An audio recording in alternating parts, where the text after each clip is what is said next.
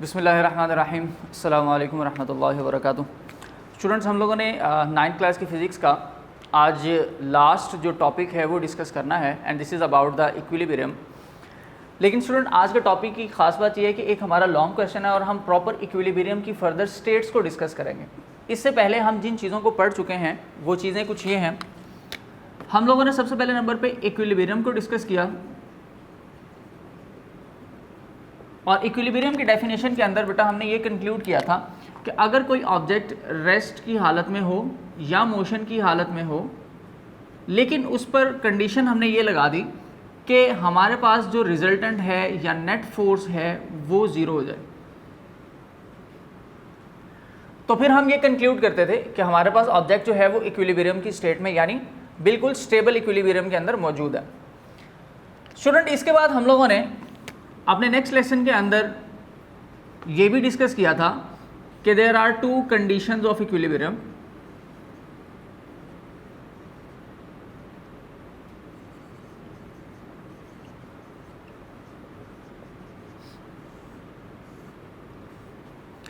Conditions of equilibrium के अंदर student मैंने आपको बताया था कि आपने हमेशा याद रखना है जो पहली कंडीशन है वो एज इट इज रहेगी, which is said that the sum of all the forces acting on a body will be a zero, and the second condition for the equilibrium is the sum of torque produces in a body will be a zero। लेकिन आज के topic के अंदर student आप ये देख लीजिएगा कि आज हमने डिस्कस करनी है स्टेट्स ऑफ इक्विलिब्रियम। तो यहाँ पर ये भी मैं आपको बताता चलूँ कि आज की जो हमारे पास स्टेट्स ऑफ इक्विलिब्रियम है ये हमारे पास टोटल 3 स्टेट्स होती हैं।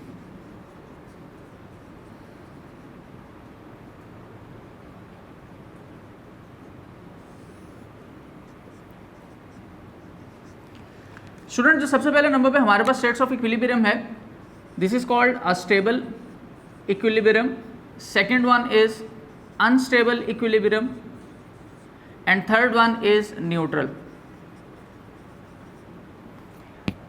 तो ये हमारे पास स्टूडेंट 3 जो हैं वो हमारी टाइप्स हैं इक्विलिब्रियम की, स्टेट्स हैं, और हमने इन तीनों स्टेट्स को with the help of example जो है वो साथ साथ डिस्कस करना है।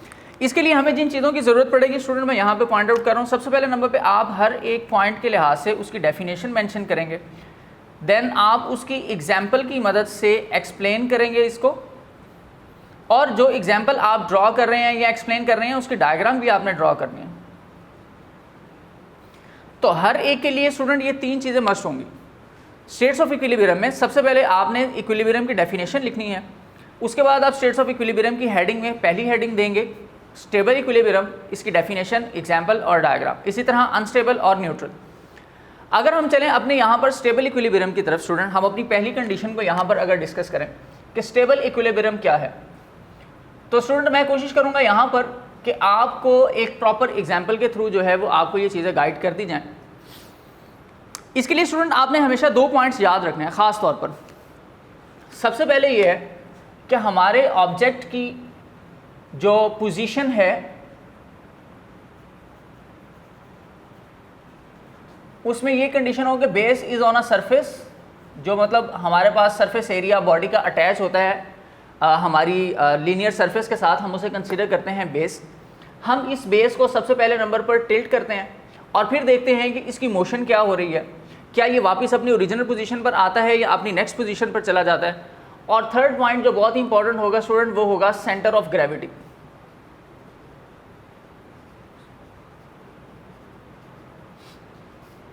इस सेंटर ऑफ ग्रेविटी को स्टूडेंट आप लोग लाइन ऑफ ग्रेविटी के साथ भी शो कर सकते हैं। सेंटर ऑफ ग्रेविटी और लाइन ऑफ ग्रेविटी को अगर देखें तो ये जो सेंटर ऑफ ग्रेविटी है ये मैंने प्रीवियसली आपको एक प्रॉपर प्रैक्टिकल बताया था जिसमें मैंने आपको ये गाइड किया था कि आप centre of gravity of an object किस तरह से एक लेमिना शेप्ड ऑब्जेक्ट में फाइंड आउट कर सकते हैं। लेकिन यहाँ पर अब हमारे पास है लाइन ऑफ ग्रेविटी, जो कि बिल्कुल अटैच्ड होती है हमारी सेंटर ऑफ ग्रेविटी से और बहुत ही ज़्यादा हेल्पफुल होती है हमारी ऑब्जेक्ट्स को स्टेबल, अनस्टेबल या न्यूट्रल कंडीशन में लाने के लिए। तो हम इन 2-3 पॉइंट्स की मदद से अपनी इन स्टेट्स को डिस्कस करेंगे, which are the stable, unstable and neutral equilibrium. तो चलें स्टूडेंट हम प्रैक्टिकली इसको परफॉर्म करके भी देख लेते हैं। सपोज दैट कि मेरे पास यहाँ पर एक ऑब्जेक्ट है, ये आपको ब्लू शेप में एक जो है वो रेक्टेंगुलर ऑब्जेक्ट नज़र आ रहा है स्टूडेंट। यहाँ पर अगर आप इस ऑब्जेक्ट को कंसिडर करें तो इस ऑब्जेक्ट को अगर मैं यहाँ पर एज इट इज़ प्लेस करवा दूँ तो this is now in a stable equilibrium. लेकिन हम इसको चेक करना चाहेंगे कि क्या ये वाकई स्टेबल इक्विलिब्रियम में है या नहीं। हम ये कहेंगे कि ये इक्विलिब्रियम में है, लेकिन क्यों? क्योंकि हमें ये पता है कि there is no net force acts on it. इसके ऊपर इस वक्त कोई एक्सटर्नल फोर्स नहीं लग रही, सिर्फ ग्रेविटेशनल फोर्स और इसका अपवर्ड रिएक्शन है जो इसको बैलेंस करके रख रहा है। लेकिन जब हम बात करते हैं ये चेक करने की कि हमने इसको ये देखना है कि इस ऑब्जेक्ट में स्टेबल इक्विलिब्रियम है या अनस्टेबल इक्विलिब्रियम है, ये किस तरह की पोजीशन है, या ये ऑब्जेक्ट कब तक स्टेबल इक्विलिब्रियम में रहेगा, तो उसके लिए हमें कुछ पॉइंट्स जो हैं वो बहुत ही ज़्यादा चेक करने पड़ते हैं। सबसे पहला पॉइंट स्टूडेंट मैंने जैसे मेंशन किया था कि we have to tilt this object. मैंने इस ऑब्जेक्ट को थोड़ा सा टिल्ट करना है। स्टूडेंट देखिए कि मैं इस ऑब्जेक्ट को अगर टिल्ट करता हूँ यहाँ तक, यहाँ तक, यहाँ तक, किसी भी पोजीशन में आप इसको टिल्ट करें, और टिल्ट करने के बाद जैसे ही आप इसे छोड़ेंगे ये वापस अपनी ओरिजिनल पोजीशन के अंदर आकर रुक जाएगा। अगर ऑब्जेक्ट को टिल्ट करें और ऑब्जेक्ट वापस अपनी ही ओरिजिनल पोजीशन में रिटर्न हो जाए, then we said that this is a stable equilibrium. ये हमारी फर्स्ट कंडीशन थी। इसी तरह हमारी सेकंड कंडीशन होगी अनस्टेबल इक्विलिब्रियम की। स्टूडेंट अनस्टेबल को किस तरह से डिफाइन किया जा सकता है ये भी देख लीजिएगा। फॉर एग्जाम्पल कि इसी ऑब्जेक्ट को जो इक्विलिब्रियम में है मैं अगर थोड़ा सा टिल्ट करूं, और टिल्ट करने के बाद स्टूडेंट फॉर एग्जाम्पल ये देखें यहाँ तक कि मैं इस ऑब्जेक्ट को टिल्ट कर रहा हूँ, जैसे ही मैं टिल्ट करने के बाद इसको छोड़ूंगा तो ये एक न्यू पोजीशन पे चला जाता है, ठीक है, एज इट इज़। जैसे फॉर एग्जाम्पल इसको दोबारा से टिल्ट करते हैं, जैसे मैं इसको टिल्ट करता हूँ तो ये एक नई पोजीशन जो है वो अपनी खुद से डिफाइन कर लेता है। अगर ऐसी कंडीशन आ जाए कि आप ऑब्जेक्ट को टिल्ट करें और टिल्ट करने के बाद ऑब्जेक्ट अपनी एक न्यू पोजीशन डिस्क्राइब कर दे, तो हम इस कंडीशन को कहते हैं this is the unstable equilibrium. लेकिन स्टूडेंट अब हमने ये लॉजिक समझनी है कि ये किस तरह से मुमकिन था कि मैंने पहले टिल्ट किया तो ऑब्जेक्ट अपनी ओरिजिनल पोजीशन में आ गया, और फिर जब मैंने टिल्ट किया तो ये इसने नई पोजीशन डिफाइन कर ली। हमें कैसे पता चलेगा कि ये वापस अपनी ओरिजिनल पोजीशन में आएगा या नई पोजीशन में जाएगा? तो स्टूडेंट उसके लिए आपने एक पॉइंट याद रखना है कि सबसे पहले नंबर पे आपको आपके ऑब्जेक्ट का centre of gravity find out करना। सेंटर ऑफ ग्रेविटी स्टूडेंट मैंने आपको लास्ट टाइम भी बताया था कि आप जो हैं वो अपने इस ऑब्जेक्ट के ये जो वर्टिसेस हैं, इन वर्टिसेस को आपस में मैच करेंगे, और जब आप मैच करेंगे तो आपको यहाँ पर आपका एक कॉमन पॉइंट मिलेगा, and this is called the centre of gravity. But now we have to use the line of gravity over here. तो मैं स्टूडेंट यहाँ पर लाइन ऑफ ग्रेविटी के लिए अपनी वही एक प्लम्ब लाइन ऑब्जेक्ट जो है मैं इसको यूज़ करूँगा। जैसे फॉर एग्जाम्पल कि इस ऑब्जेक्ट के साथ मैंने यहाँ पर एक सेंटर ऑफ ग्रेविटी के साथ अटैच किया अपनी प्लम्ब लाइन को, और यहाँ पर मुझे एक लाइन ऑफ ग्रेविटी मिल गई बिल्कुल स्ट्रेट। अब स्टूडेंट आप ये देख लीजिएगा कि ये लाइन ऑफ ग्रेविटी हमें बहुत ज़्यादा हेल्प करती है हमारे ऑब्जेक्ट की स्टेबल या अनस्टेबल इक्विलिब्रियम को डिफाइन करने के लिए। उसमें प्रॉपर लॉजिक स्टूडेंट ये है कि आप ये याद रख लें कि फॉर एग्जांपल कि अगर हम ऑब्जेक्ट को टिल्ट करें, और टिल्ट करने के बाद ये जो बेस लाइन है, इस बेस लाइन को ये सेंटर ऑफ ग्रेविटी या लाइन ऑफ ग्रेविटी क्रॉस नहीं करनी चाहिए। यानी अगर मैं इसको यहाँ तक भी शिफ्ट कर दूँ तो आप ये देखें कि इसकी ये जो लाइन ऑफ ग्रेविटी है इस वर्टेक्स को, जो बेस लाइन का वर्टेक्स था, इसको क्रॉस नहीं किया। अगर ये इसको वर्टेक्स को क्रॉस नहीं करता और आप इसको छोड़ेंगे तो ये ऑब्जेक्ट वापस अपनी ओरिजिनल पोजीशन में आ जाएगा। इसी तरह अब ये देख लें कि अगर फॉर एग्जांपल मैं इस ऑब्जेक्ट को इतना ज़्यादा टिल्ट करूं कि ये जो लाइन ऑफ ग्रेविटी है ये बेस लाइन के इस वर्टेक्स को क्रॉस कर दे, जैसे कि यहाँ पर इस वक्त ये बेस लाइन का जो वर्टेक्स है उसे क्रॉस कर चुका है, तो अब अगर मैं इस ऑब्जेक्ट को यूँ फ्रीली छोड़ूंगा तो ये अपनी एक नई पोजीशन जो है उसको डिफाइन कर लेगा। तो स्टूडेंट स्टेबल और अनस्टेबल के लिए ये पॉइंट तो बहुत ही ज़्यादा क्लियर हो गया कि ऑब्जेक्ट को टिल्ट करना है उसकी इक्विलिब्रियम पोजीशन से, और टिल्ट करने के बाद हमें इस बात का ख्याल रखना है कि हमारी जो लाइन ऑफ ग्रेविटी है वो बेस लाइन के वर्टेक्स को क्रॉस ना करे। अगर वो ना करे तो फिर स्टेबल इक्विलिब्रियम, और अगर क्रॉस कर जाए तो ऑब्जेक्ट अनस्टेबल इक्विलिब्रियम में शिफ्ट हो जाता है।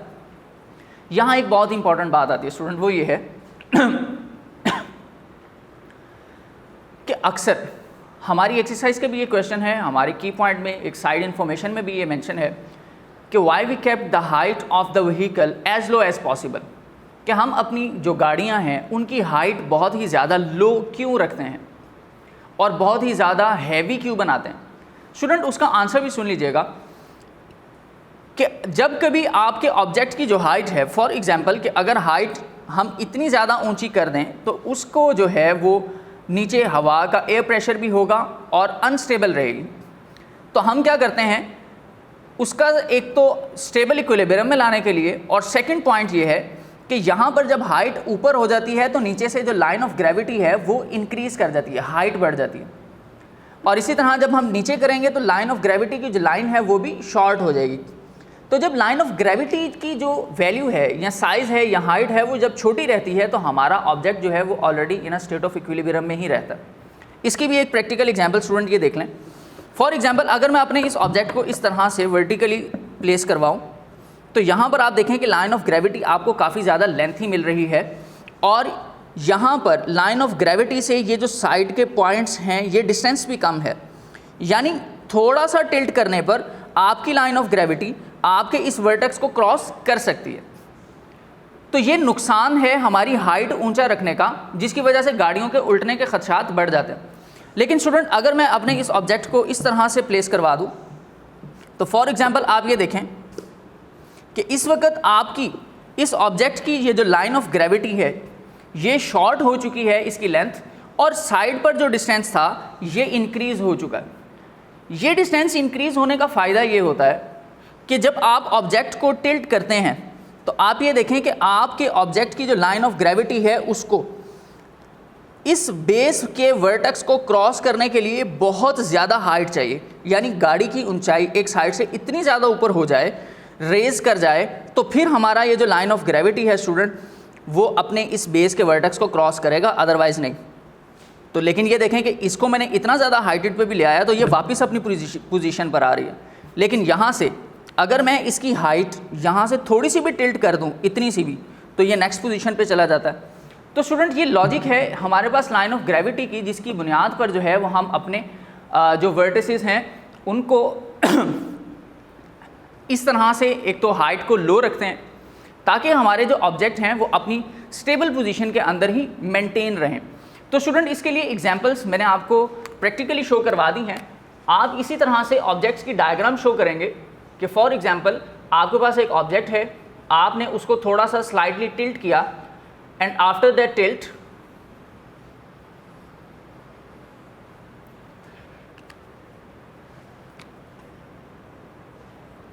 कि अगर आपके पास जो आपके पॉइंट से सेंटर ऑफ ग्रेविटी थी वो अगर इस बेस वर्टेक्स को क्रॉस नहीं करती तो आपका ये जो ऑब्जेक्ट है वो वापस अपनी ओरिजिनल पोजीशन में आ जाता है, and this is called the stable equilibrium. और सेम एज स्टूडेंट जब हम बात करते हैं अपने सेकंड पॉइंट की which is about the unstable equilibrium, तो अनस्टेबल के लिए भी यही कंडीशन है कि अगर हम अपने ऑब्जेक्ट को थोड़ा सा टिल्ट करें और टिल्ट करने के बाद स्टूडेंट हम ये चेक करें कि क्या इसकी लाइन ऑफ ग्रेविटी ने इसको क्रॉस किया या नहीं, तो अगर वो उसकी लाइन ऑफ ग्रेविटी जो है स्टूडेंट वो उसको क्रॉस कर चुकी होगी तो इसका मतलब ये है कि अब ऑब्जेक्ट एक नई पोजीशन पर शिफ्ट हो जाएगा, और इस तरह की हमारे पास जो कंडीशन होगी उसे हम कहेंगे अनस्टेबल इक्विलिब्रियम को। स्टूडेंट यहाँ पर जो लास्ट हमारे पास हमारी स्टेट है स्टेट्स ऑफ इक्विलिब्रियम की, that is a neutral equilibrium. Student इसको न्यूट्रल क्यों कहा जाता है, ये भी बहुत ही एक इंपॉर्टेंट पॉइंट ऑफ व्यू है। स्टूडेंट न्यूट्रल इक्विलिब्रियम इस वजह से कहा जाता है कि जब हम इस ऑब्जेक्ट को ख़ास तौर पर जब इसकी पोजीशन से डिस्टर्ब करते हैं तो डिस्टर्ब करने के बाद ये ऑब्जेक्ट हमेशा एक नई पोजीशन डिफाइन करता है। But how is it possible कि वो हमेशा से ही एक नई पोजीशन पे जाए और वापस अपनी पोजीशन पे ना आए? तो उसके लिए स्टूडेंट कंडीशन हमें तो फिर ऐसी कुछ चाहिए कि जिसमें कोई भी लाइन ऑफ ग्रेविटी वर्टेक्स को क्रॉस ही ना कर सके। तो ये देखें स्टूडेंट कि ये ऑब्जेक्ट हमारे पास फॉर एग्जांपल अगर हम सिलेक्ट कर लें एक सर्कुलर बॉल, तो सर्कुलर बॉल में पहली बात तो ये कि आपके पास कोई बेस लाइन ही नहीं है। अगर बेस लाइन नहीं है तो आपके पास कोई वर्टेक्स पॉइंट भी यहाँ पर नहीं है, कोई वर्टेक्स नहीं है, जिसकी वजह से हमें ये पता चले कि ये जो लाइन ऑफ ग्रेविटी है इसने हमारे वर्टेक्स को क्रॉस किया या नहीं किया। तो अगर कोई वर्टेक्स ही नहीं है ये जिसको क्रॉस करे तो इसका मतलब ये है कि ये जब भी किसी शेप में जाएगा या किसी भी पोजीशन पर जाएगा तो हमें ऐसा लगेगा स्टूडेंट कि ये जो ऑब्जेक्ट है इसने बिल्कुल एक नई पोजीशन अपनी मर्ज़ी से डिस्क्राइब कर ली है।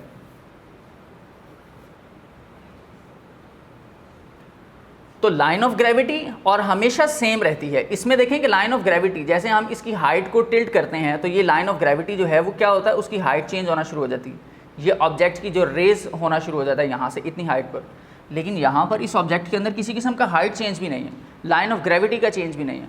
इस वजह से स्टूडेंट फिर हम इस चीज़ को डिस्क्राइब क्यों करते हैं कि this is a neutral equilibrium and it is defined as कि if we disturb the object from its original position it always confirm its new position, it always comes to its new position, then we said कि this is called a neutral equilibrium। और इसी तरह बहुत ही simple definitions हमारे पास stable और unstable की भी हैं। जैसे फॉर एग्जांपल अगर मैं डिस्क्राइब करना चाहूँ अपनी स्टेबल इक्विलिब्रियम को, so simply we can define it as if we tilt an object from its original position, then after a tilt if it comes to its original position then it is called stable equilibrium।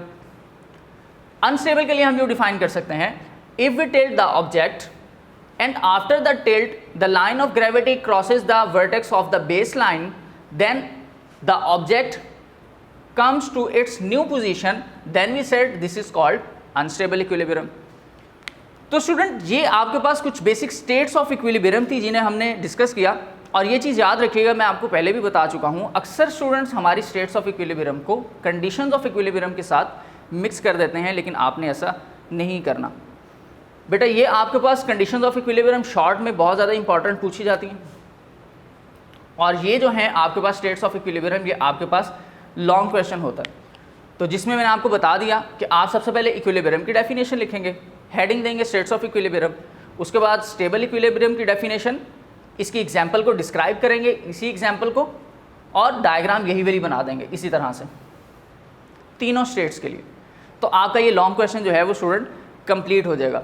उम्मीद है कि आपको आपका ये आज के जो last topic था हमारे इस चैप्टर का ये भी बिल्कुल क्लियर हो गया होगा। इंशाल्लाह ताला कल हम अपनी डिटेल्ड मार्किंग करेंगे अपने चैप्टर नंबर 4 की, जिसमें मैं आपको बताऊंगा कि हमने इस पूरे चैप्टर के अंदर से लॉन्ग कहाँ से कहाँ तक लिखना है, कैसे लिखना है, और याद क्या क्या चीज़ें करनी है। तो इंशाल्लाह ताला हम कल मुलाकात होती है। अल्लाह हाफ़िज़।